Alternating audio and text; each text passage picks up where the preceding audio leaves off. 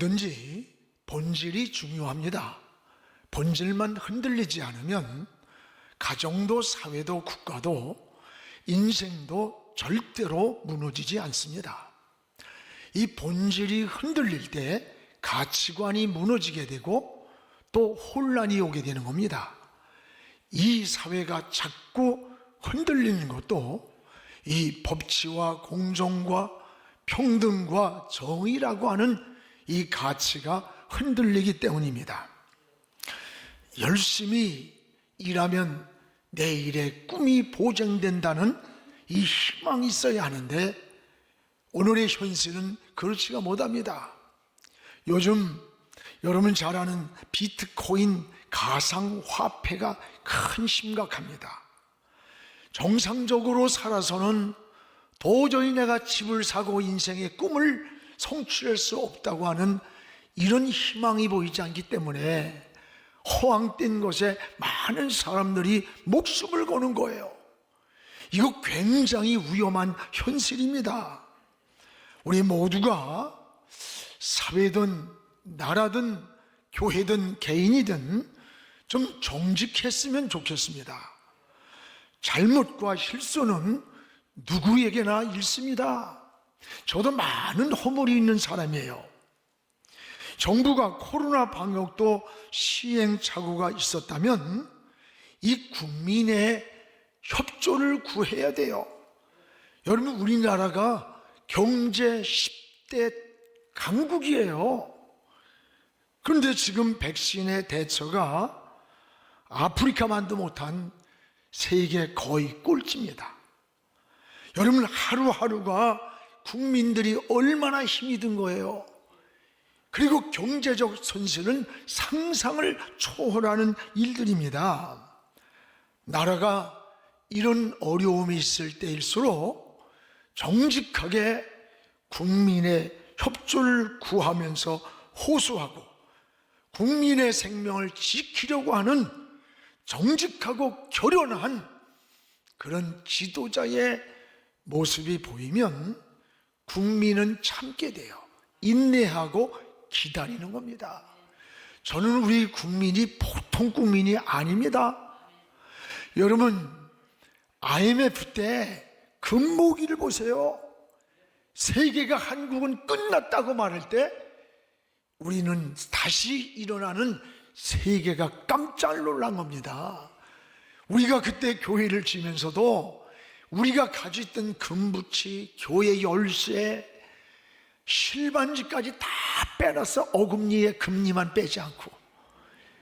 온 국민이 이런던, 여러분, 우리 민족은 조력 있는 민족이에요. 오늘 여러분, 이런 어떤 정말로 자원을 가지고 있는 그런 민족이에요. 유대인보다 뛰어난 민족이라는 거예요. 이제 우리의 사회도 나라도 서로가 가장 중요한 건 신뢰.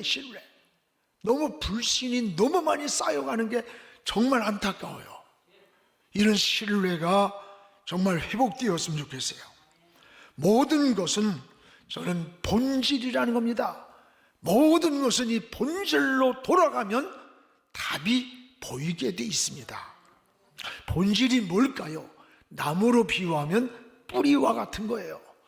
뿌리가 튼튼한 나무는 성장을 하게 돼 있고 좋은 열매를 맺게 돼 있습니다. 신앙도 마찬가지예요. 신앙도 본질에 충성해야 합니다. 여러분, 종교개혁자들은 5대 솔라를 신앙의 본질로 삼았습니다.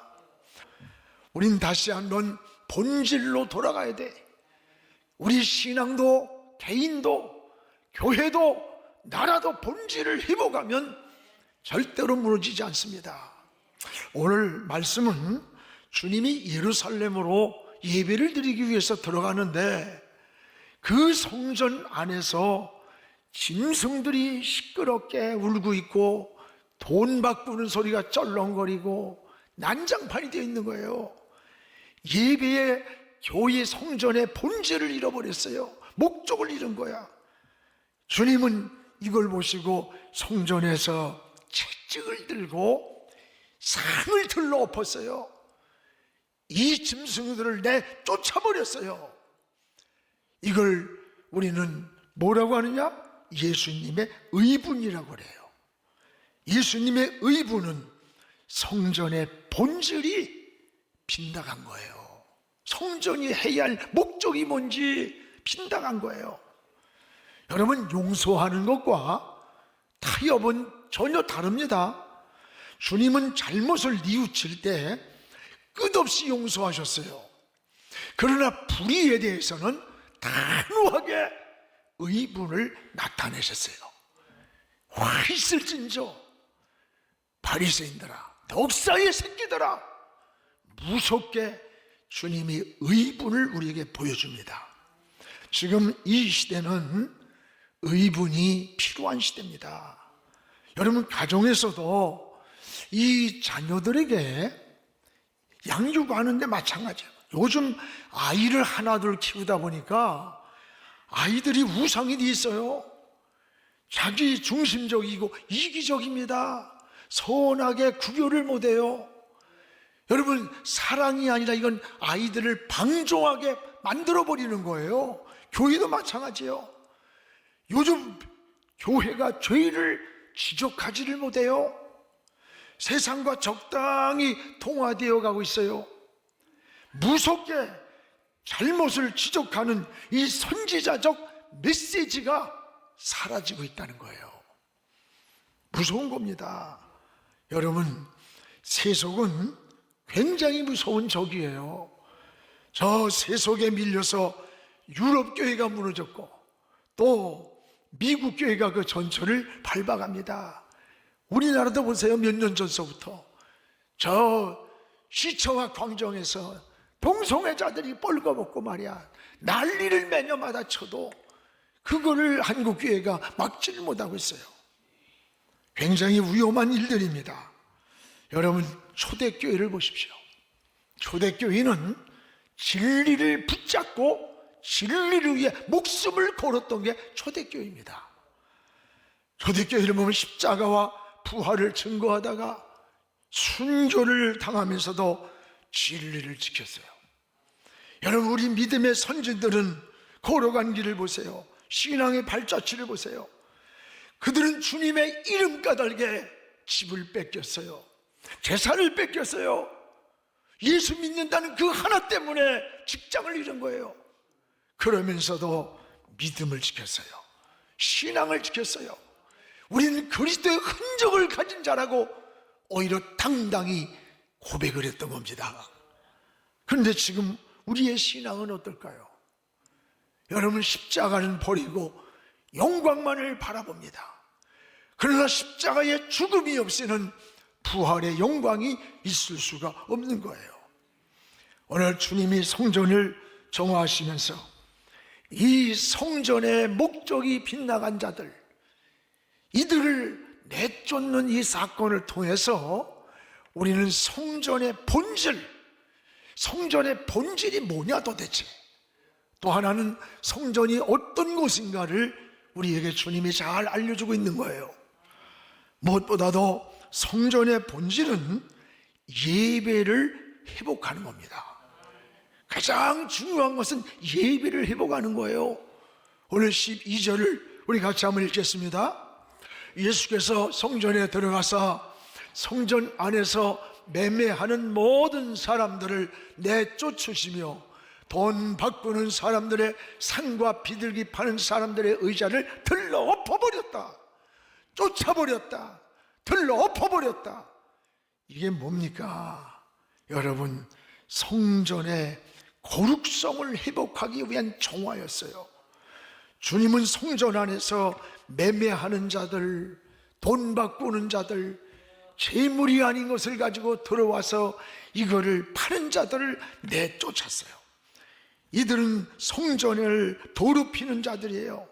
신앙을 이용해서 이익을 추구하는 자들. 당시에 6월절 이 절기가 되면 백성들이 제사를 드리려고 짐승을 가지고 오는 거예요. 그 멀리서 오는 순례객들은 그들이 짐승을 가져올 수 없으니까 그 성전 근처에서 돈을 주고 비둘기를 사고 짐승을 사서 제물로다가 하나님께 드리는 거예요. 이것을 이용해서 당시에 대제사장이었던 여러분 안나스라고 하는 이런 제사장이 엄청난 10,000원이면 100,000원 10배의 폭리를 취하면서 제물을 받아서 장사를 하고 있대요. 장사하는 거예요. 이들은 제사에는 관심이 없어요. 돈 바꿔주고 제물을 팔면서 이익을 챙기는 데만 혈안이 되어 있는 거예요. 주님의 예루살렘 성전에 들어가 보니까 이런 모습을 보고는 채찍을 들고 내쫓으면서 여러분 팔을 엎어버린 거예요. 이게 바로 주님의 의분이라고 말하는 거. 의분. 여러분, 분노와 의분은 전혀 다른 겁니다. 분노는 독이 되는 거예요.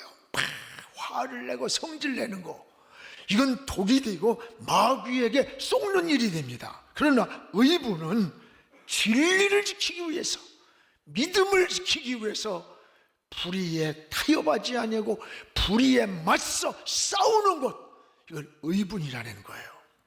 지금 이 시대는 이런 의분이 필요한 시대라고 깨달아요. 불의한 일에 의분이 없다면 그 시대는 썩어가는 거예요. 병들어 가는 거예요. 여러분, 성전을 더럽히는 자들을 용납하지 않으시는 이 주님의 거룩한 의분, 이것이 우리 그리스도인들에게 배워야 할 것, 깨달아야 할 것, 본받아야 할 지혜라는 거예요. 여러분, 이걸 알아야 돼. 하나님은 더러우면 버립니다. 하나님은 거룩한 분이에요. 더러우면 사람도 버리고 교회도 버리고 나라도 버립니다. 버리는 거예요. 버리는 거 알아야 돼요. 우리는 거룩한 영적 예배를 지금 교회에서 회복해야 되는 겁니다. 여러분, 깨끗한 마음으로 신령한 예배를 드려야 돼요. 하나님의 기뻐하는 예배를 드리고, 여러분, 우리는 하나님께 어떻게 해야 됩니까? 우리의 하나님의 임재를 경험하는 예배, 하나님의 은혜를 이슬처럼 내리는 이 은혜를 하나님께 드려야 되는 거예요. 구약에는 제사를 드렸어요. 그러나 신약에는 우리 주님이 단번에 우리의 제물이 되어주심으로 우리는 신령한 제사를 드리는 거예요. 그래서 요한복음 4장에 보면 하나님은 예배하는 자를 찾는다고 했어요. 왜 찾을까? 그에게 은혜 주시려고, 축복해 주시려고, 응답해 주시려고 예배자를 찾았어요. 계시록 11장 1절에는 하나님이 갈대 같은 자로 청량을 하며 뭐라고 했느냐? 나는 성전과 제단과 그 안에 경배자들만 청량을 한다는 거예요. 오늘 청량이란 말은 여기 자로 재서 소유를 삼는다는 거야. 누구를 하나님의 소유를 삼느냐? 제단과 성전과 그 안에 경배자들이에요. 그들이 누굽니까? 예배자요, 예배자. 하나님이 예배자를 하나님의 소유를 삼고 하나님이 보호하고 지키고 축복하는 거예요. 오늘 우리가 형식적 예배를 드리면 안 됩니다. 진정한 예배자를 하나님이 청량하는 거예요. 오늘 하나님 앞에 예배자가 되기를 축복합니다. 여러분은 성전 안에서 하나님을 섬기는 예배자, 경배하는 예배자의 삶으로 살아가기를 주의 이름으로 축원합니다. 또 하나는, 성전은 삼위일체 하나님이 계시는 곳이기 때문에 성전이 거룩한 거예요. 오늘 말씀은 마태, 마가, 누가, 요한 4복음서에 다 나오는 내용이야. 그 중에 마가복음 11장 16절에 이런 말씀이 나와요. 아무나 물건을 가지고 성전 안으로 지나다님을 허락하지 아니했다. 아무나 물건을 가지고 성전 안으로 지나가는 걸 허락지 않았다. 돈 벌려고 지나가고 장사하려고 지나가고 성전의 목적에서 빗나간 이것을 하나님이 허락지 않았다. 왜 그랬을까? 성전은 구별된 곳이에요. 거룩한 집이에요. 왜 거룩할까? 하나님이 계시고 성령이 계시고 주님이 계시는 전이기 때문입니다. 사랑하는 여러분, 구원받은 하나님의 자녀는 성전 안에서 살다가 여러분 성전으로 가는 거예요. 이게 성도의 삶이에요. 그래서 성도는 세 가지 성전이 있습니다. 하나는 우리의 마음의 성전이 있는 거예요. 천국이 여기 있다 저기 있다지 아니하고 네 마음에 있다고 그랬어요. 우리 마음에 하나님이 계시고 성령이 계시고 우리 주님이 계시는 거예요. 우리 마음의 성전이 이루어질 때 하늘나라가 이루어지는 거예요. 평안이 있는 겁니다. 안식이 있습니다. 지혜가 있습니다. 하나님의 인도가 있는 거예요. 그리고 또 하나는 천상의 성전이 있어요. 우리의 육신의 장막이 이 땅엔 영원히 아니에요. 떠나는 그날에 저 영원한 주님과 함께 사는 천국이에요. 그래서 계시록 21장 4절에 이런 말씀이 나옵니다. 우리 같이 읽읍시다. 모든 눈물을 그 눈에서 닦아주시니 다시는 사망이 없고 애통하는 것이나 곡하는 것이나 아픈 것이 다시 있지 아니하리니 처음 것들이 다 지나갔습니다. 여러분, 이 세상에 사는 동안은 눈물도 있어요. 아프는 질병도 있고 실패도 있고 슬픔도 이별도 다 있는 거야. 인생은 이 땅이 영원히 아니에요. 그러나 이 세상을 떠나는 날 우린 저 영원한 천국에서 다시 눈물도 이별도 슬픔도 아픔도 없는 우리 주님과 함께 사는 그곳이 천상의 성전이에요. 천국입니다. 천국을 누리며 사는 동안 이 땅에서 사는 성전이 있어. 이게 유영성전 예배당 교회예요. 사랑하는 여러분, 마음에 하나님을 모시고 이 땅에 살면서 천상의 성전에 가기까지 이 땅에서 예수님을 영접하고 말씀과 기도와 섬김의 삶으로 하나님을 섬기면서 예배드리며 양육을 받으며 사랑을 나누며 영혼을 전도하는 이 성전, 이것이 바로 유영 성전인 것이에요. 여러분께서 주님은 이 성전을 내 교회라고 그랬어요. 내 교회. 마태복음 16장 18절에 보면 반석 위에 내 교회를 세우리니, 이게 내 교회를 세우리니 음부의 권세가 이기지 못하리라. 왜? 주님의 교회이기 때문에 주님이 지키고 있다는 거예요. 그렇습니다. 이 유대인들은 항상 성전을 가장 소중하게 여겼어요. 유대인들의 삶의 구심점은 성전입니다. 집을 줘도 동서남북 어느 곳에 방향을 잡든지 항상 예루살렘 성전을 향하여 방향을 냈다는 거예요. 비행기를 타던 랍비들은 나침반을 가지고 예루살렘 쪽을 향해서 하루에 3번씩 기도를 했다는 거예요.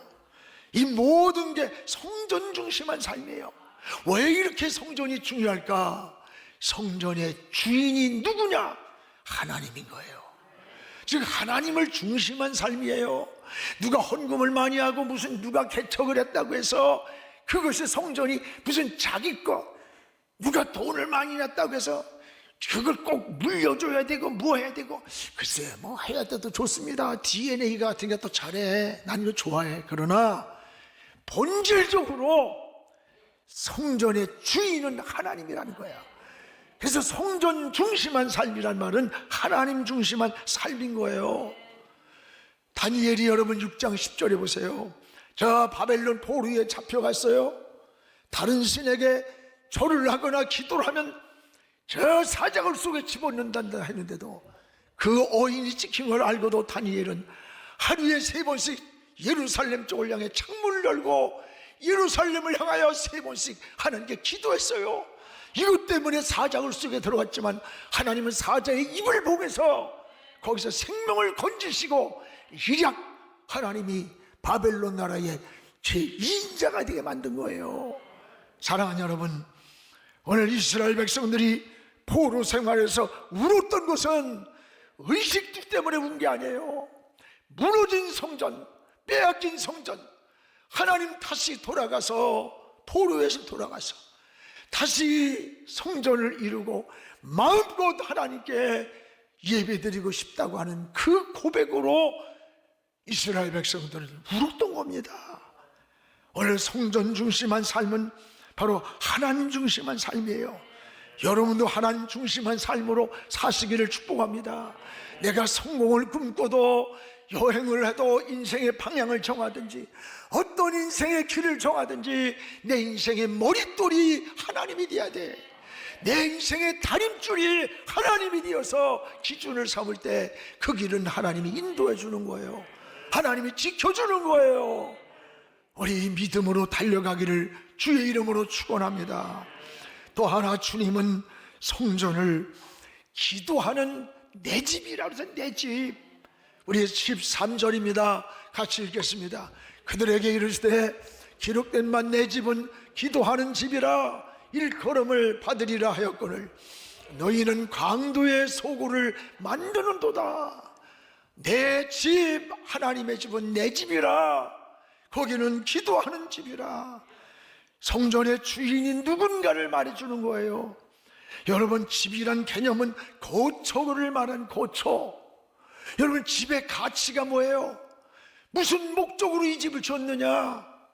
누가 이 주인인가? 이게 가장 중요한 가치를 갖는 거예요. 아무리 잘 지은 집이라도 도둑이 살고 있으면 도둑 소굴이야.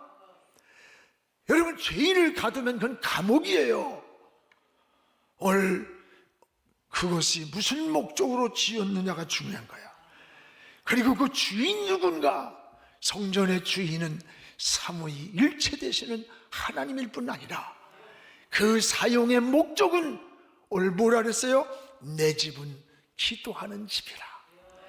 성전은 기도하는데 목적이 있는 거예요. 기도하는 내 집이라는 거예요. 성전은 주님이 계시고 하나님이 계시고 성령님이 계시는 아버지의 집이에요. 그래서 역대하 7장 15, 16절에 보면요, 솔로몬 성전을 7년 동안 졌어요. 짓고 성전에 들어가 기도를 하는데 하나님의 음성이 들려왔어요. 15절에 보면 솔로몬아, 이곳에서 하는 네 기도에 하나님이 눈을 들고 하나님이 귀를 기울이겠다. 16절에 말해서 내가 이미 이 성전을 택하고 거룩하게 한 것이다. 내 이름을 여기 성전에 두었다. 내 눈도 성전에 있고 내 마음도 항상 이 성전에 있다는 거예요. 이게 여러분 성전 중심한 삶이야. 하나님 중심한 삶이야. 여러분이 어느 곳에서 어떤 환경이 있을지라도 성전 중심한 삶, 하나님을 중심한 삶이 되기를 주의 이름으로 축원합니다. 이게 바로 믿음이고 신앙입니다. 여러분, 성전은 만민이 기도하는 집이라, 기도하는 집이라, 목적이 기도하는 집이라 13절 아닙니까? 하나님께 기도하는 것이 성전의 본질이라고 하는 사실이에요. 여러분, 교회에서도 기도 소리만 막 나야 돼. 전 우리 교회가 너무 감사해.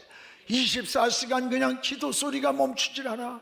66일 동안 학생 청년들 올 것 없이 성전문을 하루에 한 번씩 열고 들어와 기도를 한 수많은 사람들이 있었고, 하루에 새벽 기도를 몇 번씩 해서 성전에 들어와 주의 성전문을 열면서 아버지를 부르고 주의 이름을 부르는 거예요. 만민이 기도하는 집이라. 여러분, 성전에서는 세상 소리가 들리면 안 돼요. 하나님의 음성만 들려와야 돼. 여러분의 기도 소리만 하나님 보좌로 올라가야 될 줄 믿습니다. 요한계시록 8장 3절 4절에 보면요, 성도들이 기도를 할 때 천사가 내려와서 여러분 곁에 금향로를 가지고 그 기도를 하나하나 담는 거예요. 그래가지고 하나님의 보좌에다가 올린다는 거예요. 왜 금향로일까? 중간에 원수마귀가 변질시킬까봐. 변하지 않는 게 금이에요. 금향로에 천사가 담아서 하나님의 보좌 앞으로 여러분의 기도를 다 올리고 있다는 것을 감사하시기 바랍니다. 여러분의 신음소리 하나까지도, 주여 주여 하는 그것까지도 하나님은 담아서 아버지의 보좌로 올리고 있다는 사실이에요. 이게 얼마나, 저는 이런 생각을 하면요, 아버지 하는 순간 성전에 앉아서 그냥 한없이 눈물이 나. 그냥 아버지 한마디에 내 신음소리도, 내 마음도, 소원도, 기도의 고백도, 감사도 다 알고 계시는 그 아버지, 아버지 할 때 그 기도가 금양로에 담아서 하나님의 보좌 제단으로 올라가고 있다는 거예요. 사랑하는 여러분, 깊은 영성의 기도는 하나님께 묻고 하나님의 대답을 경청하는 겁니다. 여러분, 내가 구한 것이 이루어지는지 저야만 그게 응답이라고 우리는 생각하기가 쉬워요. 아닙니다.